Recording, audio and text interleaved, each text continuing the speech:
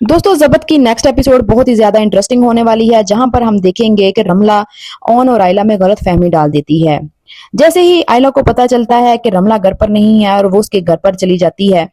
और जब आयला आती है तो उसे बहुत ही तंजिया अंदाज में देख रही होती है और जैसे खुश हो रही हो कि ऑन मुझे इस घर में खुद ले आया है। आयला कोई सवाल नहीं करती, वो अपने काम निपटा कर जैसे ही रात को सो जाती है और उसे ऐसा लगता है कि कोई दो लोग आपस में जैसे बातें कर रहे हों। उसकी आंख खुल जाती है और वो उठकर जाकर देखती है तो रमला और ओन बातें कर रहे होते हैं। रमला उनसे सवाल पूछ रही होती है कि तुमने कहा था फैक्ट्री मेरे नाम कर दो, तो फिर तुम मुझसे शादी करोगे, तो अब तुम बताओ मुझसे शादी कब करोगे। आयला ये सारी बातें सुन लेती है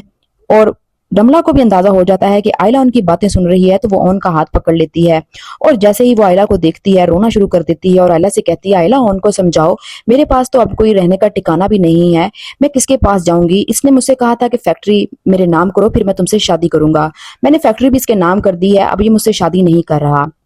आयला का ये सुनना था कि आयला को बहुत ज्यादा गुस्सा आ जाएगा और आयला ओन से कहेगी कि मैं आप जैसे शख्स के साथ रहना ही नहीं चाहती, मुझे आप पर एतबार करना ही नहीं चाहिए था।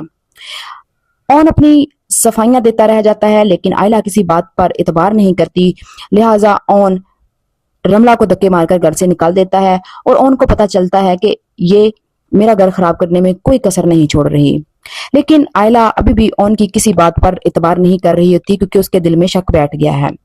दूसरी तरफ फारूक साहब को पता चल जाता है कि ओन उसकी फैक्ट्री खरीद लेता है और वो आरफा बेगम को जाकर बताता है, तो आरफा बेगम तो हैरत से पागल ही हो जाती हैं कि इस